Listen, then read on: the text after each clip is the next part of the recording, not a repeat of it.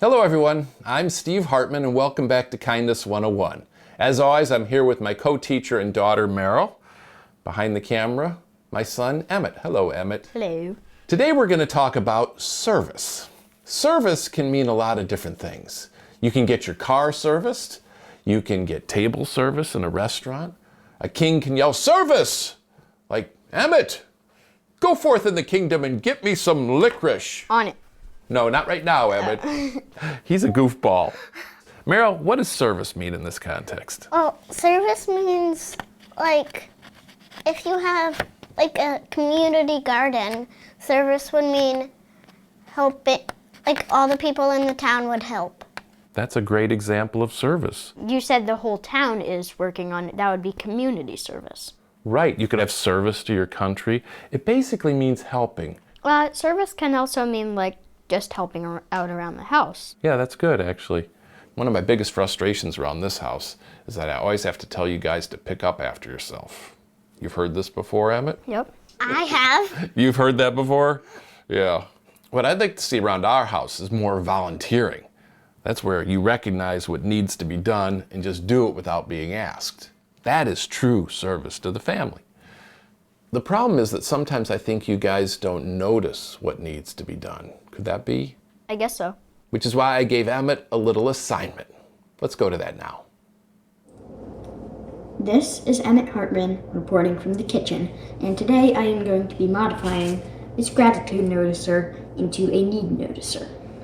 The purpose of this device will be to find things around the house that need picked up or otherwise taken care of. I like to build stuff out of cardboard and use our hot glue gun, but you don't really need any machine to do this at home. You just need to go around your house looking for ways to help. And if you want to fabricate a need noticer like mine, all the better. Here Meryl is using my contraption in the family room. Those blankets need put away? Okay, let's do it. Here I am in the basement. Those balls? Let's do it. Yeah, let's pick up the balls. It's amazing the different ways you can find to be helpful once you start noticing what needs to be done. You might even find some favors you can do for your older brother. George's bed? Let's do it. Okay, let's make his bed. I'm Emmett Hartman for Kindness 101.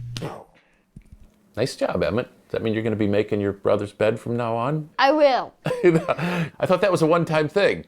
I just want to help out. Meet the new Emmett. Oh. How did the need noticer help you guys? Because you did more helping in that 10 minutes than you've done in the last week. It sort of made it more into a game. All right. Noticing a need is the first step to any service project. I've got a story I want to show you now about a guy who noticed a need in his community. A lot of people would have overlooked this need. So thank goodness for the man you're about to meet. Bushnell Park in Hartford, Connecticut has all the typical city park sights, all the typical city park sounds. But there's one sight, one sound, one story here that is truly unique. Okay, Willie, here we go. Every Wednesday afternoon, 82-year-old Joe Samara sets up a folding chair in the shade of an old oak tree, hooks his clippers to a car battery, and begins preening his exclusive clientele. You haven't had a haircut in a long time, Willie. Connecticut's homeless. You're going to be all set for the summer. Joe the barber, as he's known here, is actually Joe the retired real estate investor.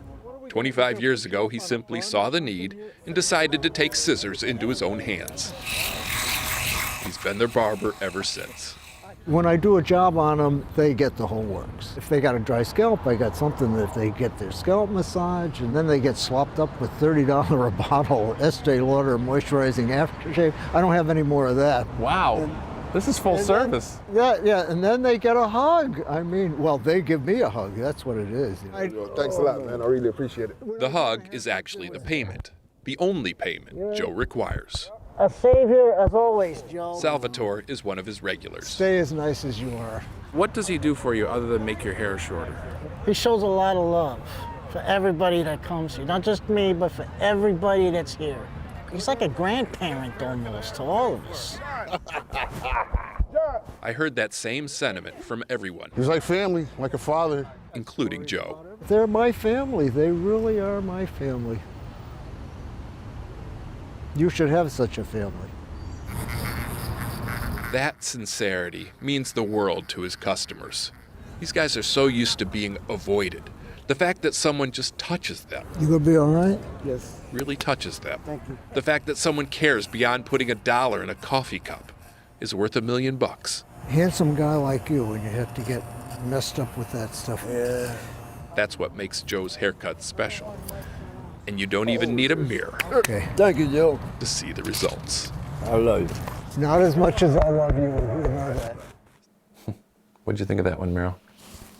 I liked it. What'd you like about it? Well, just the fact that he noticed that people needed haircuts for the summer. Yeah. Nobody told him to go out and do that, did they? He just noticed it and he went out and he filled the need. Also, do you think that he called me up and said, hey, come down and do a story about me. I'm giving haircuts to people. I'm such a great guy. Come do a story on me. Do you think he did that? No, somebody else told us about him. But that's the other really great thing about people who live their lives in service to others. They're typically humble. They don't seek out recognition or praise.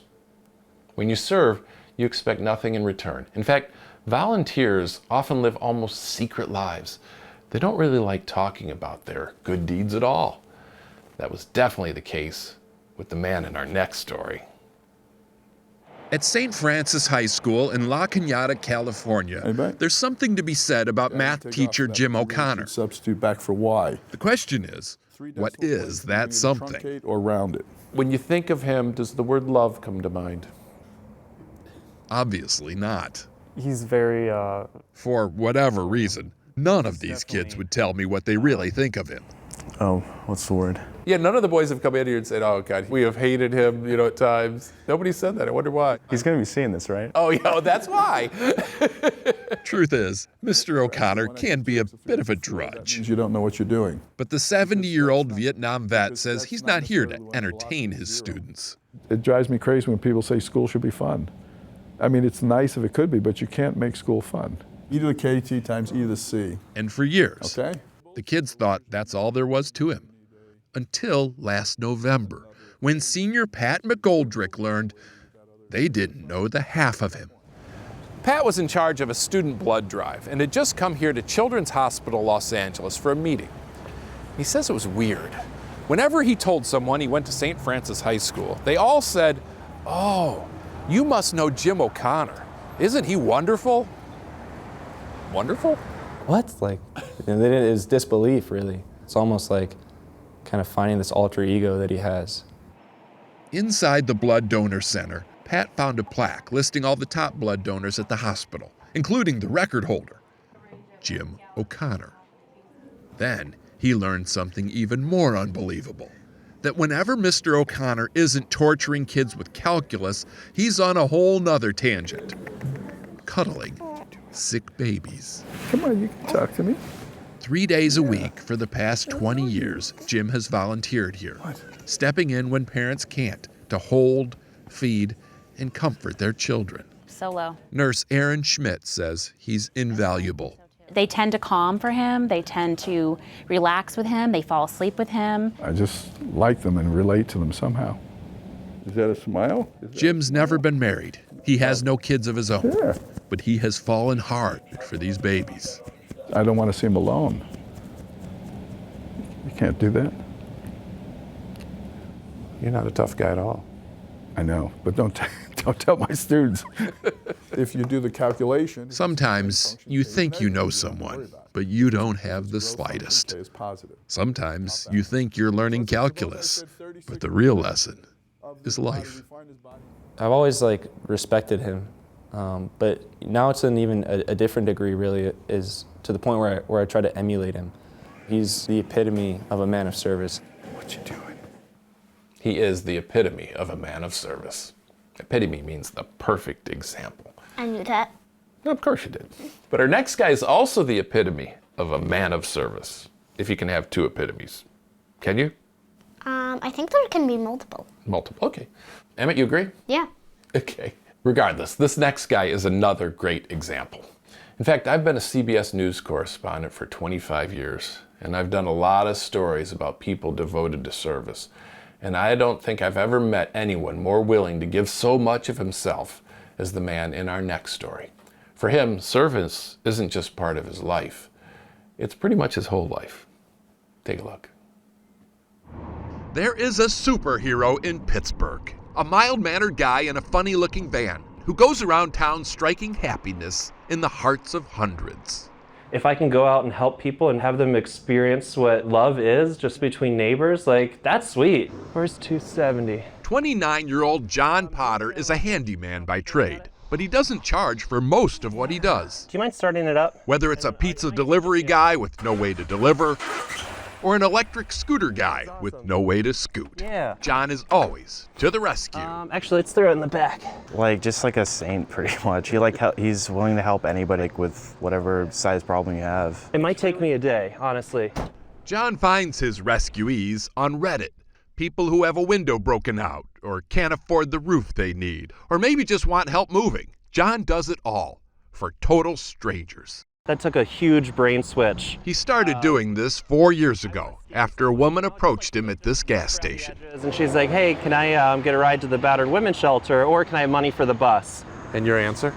I said, no, sorry. It was a response he regretted almost immediately. Yeah, that haunted me right from the start. John vowed from that day forward he would say yes to anyone who asked for help, no matter what they needed. And so far he's done about 1,000 good deeds. Has he ever been scammed? He doesn't know. And quite frankly, he doesn't care.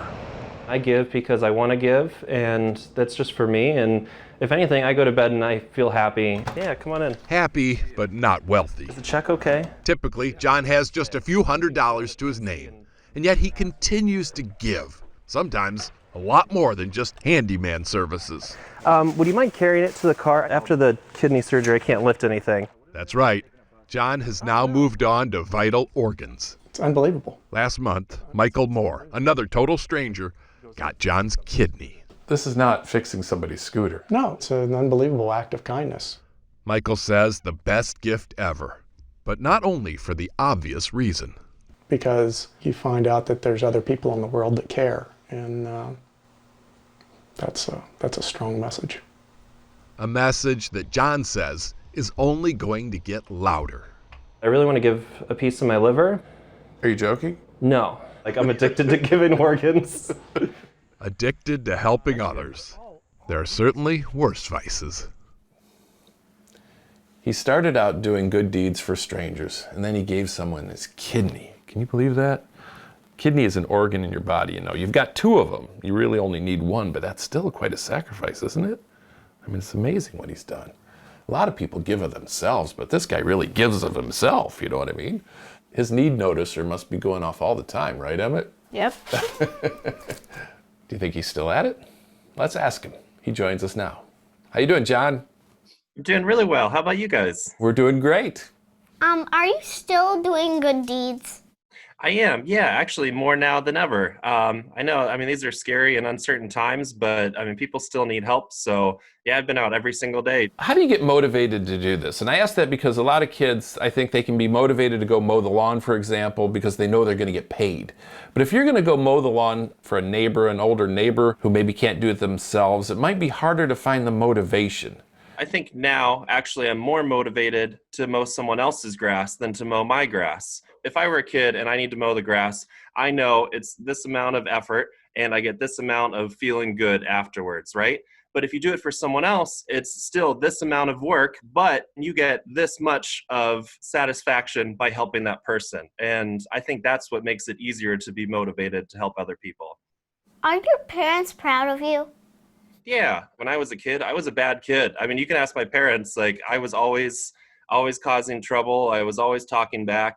So it's not like you have to be born into a life of service. It's not like it's a gift that I was given from the start. So my message is always, anyone can do this. Anyone watching, even kids who are, it might be bad kids right now, you can still grow up and change, and you can be, someone who's doing good things when you're an adult.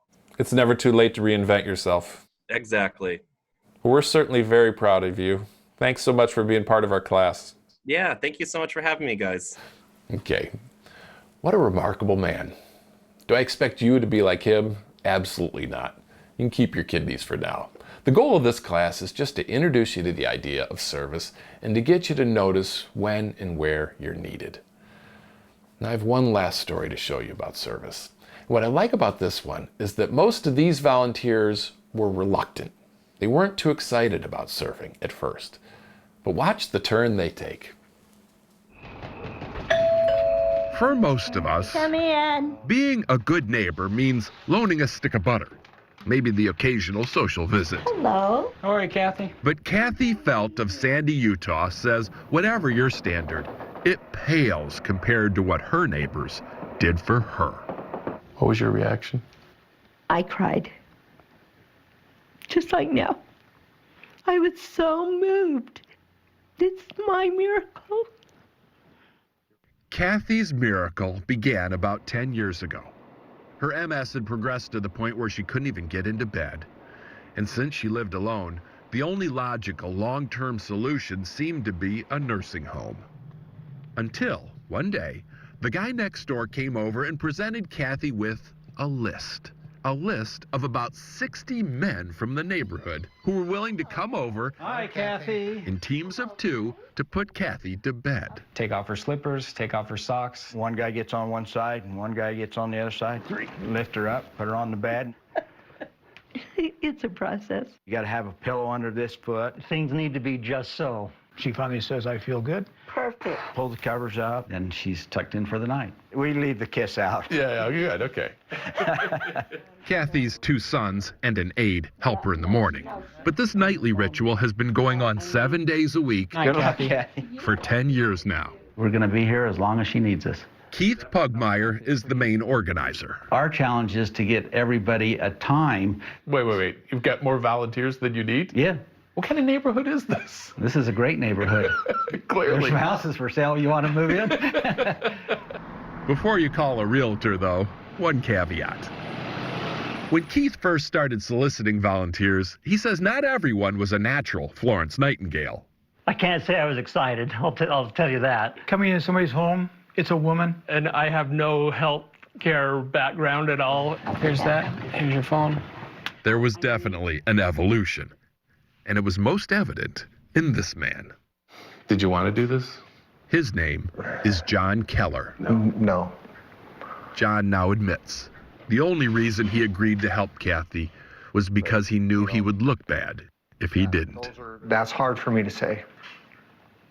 I had always considered myself a good person, Christian. Then I realized maybe I'm not. I wanted to be a better person. Today, John says the simple act of lifting Kathy week after week has made him a profoundly better person. A good reminder that burdens are sometimes blessings in disguise. Yeah, no problem. Hey, anytime. You know, when that man said he didn't want to volunteer, I could relate to that. Volunteering is hard. Service is hard. You're not getting paid. You rarely get recognition. It takes time away from what you could be doing for yourself. Service can feel like a burden at first. But I've interviewed a lot of people, volunteers who've devoted their life to service, and they are some of the happiest people I know. I promise you that. So here's my suggestion. Give it a try. That's actually your assignment. Maybe you can help an older neighbor get the mail, or walk their dog, or maybe cut someone's grass for free. That'd be a good idea too. Or you could just pick up your room. I know that's what Emmett plans to do right now. He was so inspired by this class. That's Say what he's what? gonna... That's not your plan? Okay. Whatever you do, when you're done helping, here's what I ask. Don't make a big production out of it. Don't brag about your kindness. The reward here isn't supposed to be a big thank you. The reward is how you feel. I'm guessing you'll feel better about yourself, and that is the greatest reward of all. If you want, you can write us, send us an email about what you do. You can reach us at kindness101@cbsnews.com.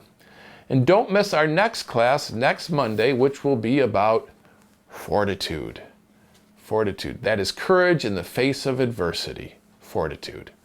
And you can watch me every Friday night on the CBS Evening News with Nora O'Donnell. I have lots more stories like the ones you saw here today. And until then, be good and stay kind.